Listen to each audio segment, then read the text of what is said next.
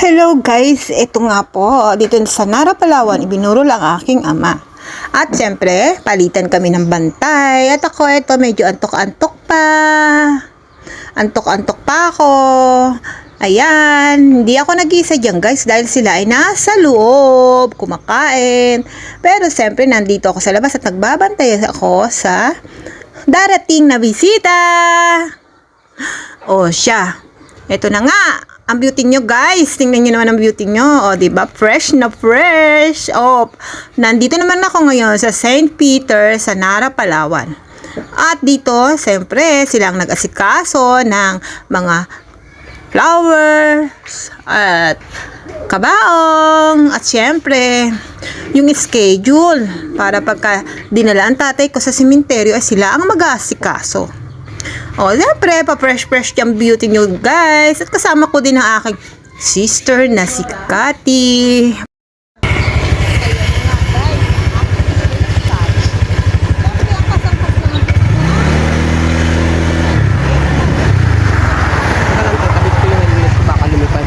Ha?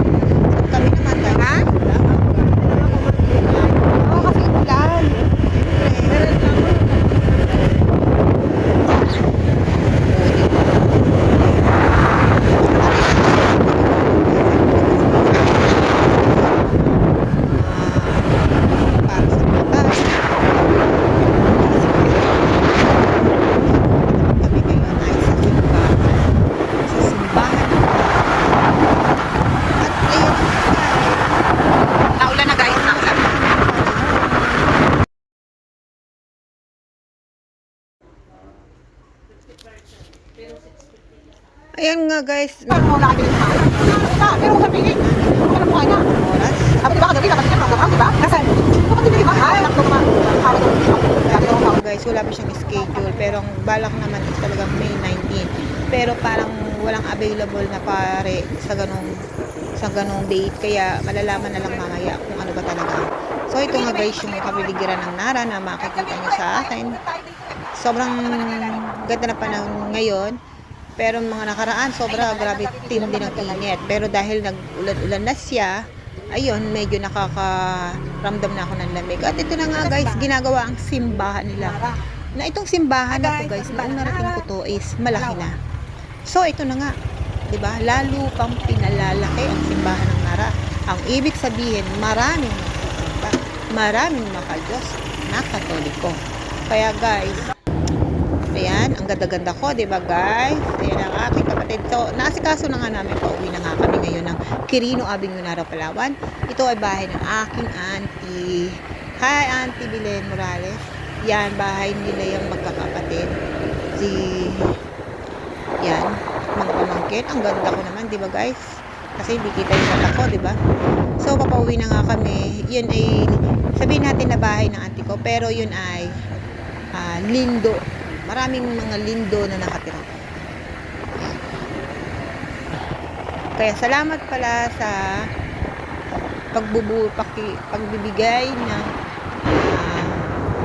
tawag at binigyan ng pagkakataon maiburol sa bahay nila ang aking tatay. Thank you sa mga suporta ninyo. Salamat po sa magandang pag-entertain sa amin sa Nara, Palawan, dyan sa Quirino. Yan. At least masaya ang tatay ko kasi magaang ang pagkakalibing sa kanya. Hindi siya nahirapan kung saan siya ibuburol. Maganda at ang dami-dami niyang bulaklak. At nagpuntahan ang mga kapatid ko dito sa Nara, Palawan. Ang naiwan lang na hindi pumunta yung aking ate dahil baka meron siyang inintindi, hindi namin alam. So ito na nga, papasok na ako. Siyempre yan, wala, laro-laro lang naman dahil wala pa namang nagsusugal. So ayan, laro-laro lang yung mga kapatid kong iba, pinsan ko. Ayan. Ay talaga, ipin lang yan. Pasok na ako guys. Salamat sa panonood. Please like, share, and subscribe my YouTube channel. Ayan.